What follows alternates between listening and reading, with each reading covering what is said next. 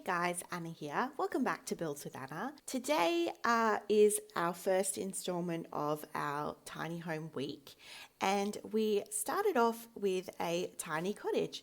So we are in the world of Henford-on-Bagley, which is the expansion pack, expansion world that came with cottage living. And we're actually in the starter home lot that I believe the Scott family live in. I could be wrong. It is the smaller lot that's in the Finchwick Square part of Henford-on-Bagley. And I decided to build here because I found that obviously because of the farming nature of this pack, some of the other lots were just a little bit too big. Right, so let's get into the build. So we are very much have done the shape of the build. I do adjust the wall height. Yep, just did it there. Just because when I curve the roof like this, the eaves actually take up a lot of space of the walls. You actually cannot see windows well. So I've just done this so that we could see the windows. I went with a lot of hipped roofs in this, and as you can see, I've curved them. And this just makes it, it gives that vibe of a cottage. And it's also, just quite different. And that was the inspiration for this, obviously, is to make sure it looks like a cottage, but I did want it to have a cutesy type feel to it. And for me, I saw this red swatch, this kind of it's kind of like reminds me of like a jam. It reminds me of jam. It's like a red strawberry jam color, and I absolutely loved it. So we ran with it. So the outside has very much of that kind of muted red with a little bit of the, it's like a light brown. I'm just putting those dormer pieces in. I think they're awesome for creating cottages just because it instantly gives that appeal. And we've got a bunny. So these roof detailings are quite nice as well. And it did clip on the ends. I struggled with the ends, but it still looks appealing. So yeah, a little bit more about this cottage. So this cottage is a 1x1, and I believe all my tiny homes are 1x1s. So the ones that you'll see this week. And we are now currently in sight. So we've just deleted the inside walls and we're moving into the floor plan. I struggled with the floor plan on this one. And if I'm being completely honest, the bedroom in this house is probably one of the most tiny bedrooms I've ever built. And yeah, I feel like I probably could have done the floor plan a little differently, but I still think it turned out quite well. So that odd shape in the center there, that's actually the bedroom. So it's a very quirky kind of shape to try to fit a double bed, but I believe we manage it in the end. Alrighty, so it's very common for my builds to have an open floor plan, and it does in this one. So that whole center, spacious area is obviously our living. Now, it did kind of have a space that potentially looks like it could fit a fireplace, but I don't in this build, even though it would be very thematic to have a fireplace. But that's actually where we put, I believe, the fridge and the dining table. Yes, here's the fridge, and I just put like a little round dining table, I believe. Yep, there we go. And some chairs. I've built a lot of cottages in my time, but tiny homes are something that I actually struggle with because I prefer bigger builds. So definitely, if you remember from a few weeks ago where we covered some larger builds of mine, like that was a week where that was reminiscent of the content that I would like to create, and that's the content that I enjoy to create. I do enjoy these challenges, and that's why, I've decided to cover tiny homes this week because, there are benefits for your Sims to live in tiny homes. Reduce bills and skill gain and what have you. So, and I think also in my personal gameplay, I don't know about you guys, but I start with one Sim and I always end up with 8. Like, I have always played in larger households, but it's starting to get to the point where I just enjoy having the 1 or 2 Sims to pilot. So yeah, and so these tiny homes are actually really appealing for that purpose. All right, so we are cluttering up the space. I did go with that. I believe is it tiny knitting? Nifty knitting. I always get confused. So I believe it is nifty knitting. That couch. Now, the reason I went with that couch is the cushions have, I believe it's a cat, and it just looks a little bit farmy, and it honestly was the best couch to fit the space in the correct color. And that's kind of why I went with it. And you'll see little notations of that orange throughout the build.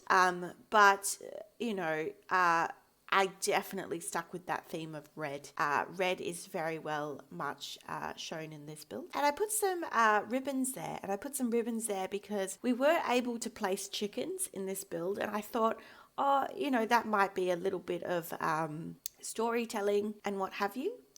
All right, so we're in this bedroom and the bed is up against the wall, but that's okay. It had to be because this is a tiny space. And it's still a functioning room, and it's quite nice. It has everything you need. And again, we've gone with the red theme. I really love the shades of red that are in this pack. And it's one of the main reasons I use this pack all the time, regardless of the building style, because it's just so nice. Like the swatches, the assets, like that $50 plan, I feel like I use it in every build, regardless of the style. It's such a good plan. Alrighty. So we do go with the university shower just because I believe it's a little bit more dated, which, in cottages sometimes, you want something that's just a little bit old. It kind of fits the aesthetic. And so basically this is the inside. We are mainly done. We are just cluttering up a few pieces so I thought this little herb detailing rack thing was quite good. Course, got to have some aprons. And I did this little shelving unit. I didn't use the immaculate shelf, no. I felt that these had a nice kind of wooden texture. Not that the immaculate shelf doesn't, but it just looked a little bit more bulky and it just looked a little bit more appropriate for this build. And then we are back outside because I forgot columns. So I do this a lot, guys, where I jump around. So the inside is, I believe, fully furnished. So we are now moving on to the outside and the landscaping. And I actually really enjoyed the landscaping of this one. So we start with this kind of the new path that we had with the cottage living pack. Now, at first, I wasn't sure how I felt about it because of the pink, but I just feel like it kind of reacts well with that red, that strawberry jam red that we have chosen. So I ran with it. And because we are in town, I went with more of a stone fence because it kind of matches the aesthetic of the surroundings of the home. And so I've actually not built on this lot before, and it was actually a good size, but I did want to like load it with trees and make it very in the woods inspired, but I held myself back because it really just wouldn't have been that type of build to do, like that type of lot, to do that. So, but I think it turns out well. So we are now putting in the chicken coop. It's not a very big one, but it's there. It's big enough, does what it needs to do. And I just did that because, I wanted to include something. It was either you'd have a bit of gardening, you'd have some animals, you'd have something, because again, when I use a pack, I like to incorporate activities from that pack. So therefore, got to have your chickens, and it plays on that storytelling that we had with the ribbons. I do put some gardening patches down, but not many. It is a smaller space, so it is harder to. I was a bit unsure where to put them. In the end, I do put them here, where you can see under this window. And then we go around with, obviously, the little planter boxes that I do in every build. This build is no different. So let me know what you think of the build so far in the comment section down below. We really are just, I do this. I pretty much open the catalogue and I just place anything and anything from the pack and see how it goes. Now, I saw this archway. Now, when I saw the red swatch of this archway, I did not care what I had to do. It had to be in this build. I would find a way to make it work. And I really think that this really ties it together. It's got that red, but it's a different shade of red, but it's bright. So it attracts your eye and it makes you draws your eye to the cottage perhaps, and there's pink, there's little notes of pink which matches with the pathway and so forth. So I thought that was really lovely. I did want to put some trees in the build, so yeah.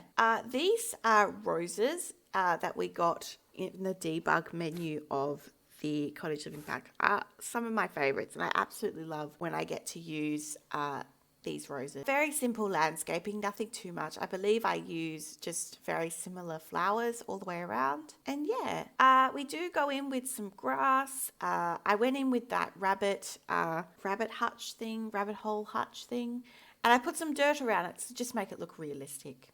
And it's also another tip of mine. If you've got things like that where you can use dirt piles from debug and it looks appropriate, it just adds that sense of realism. All right, so we are doing the final touches of landscaping, I believe. And yeah, so I think this build turned out really nice. It was my first attempt of a tiny home for this week, as you know. So we will be moving into, for the rest of the week, you will have a modern tiny home and a beach styled tiny home, and they, spoiler alert, I think they all turned out really nicely. So definitely watch out for the rest of the week. So you'll have uploads on Wednesdays and Fridays and Mondays, obviously, for today. Just as like every other week, I upload 3 times a week, and yeah. So that is it. That is the build for today. I hope you enjoyed watching, and let me know in the comment section down below what you think of the build, and I will see you in the next one. Bye bye for now.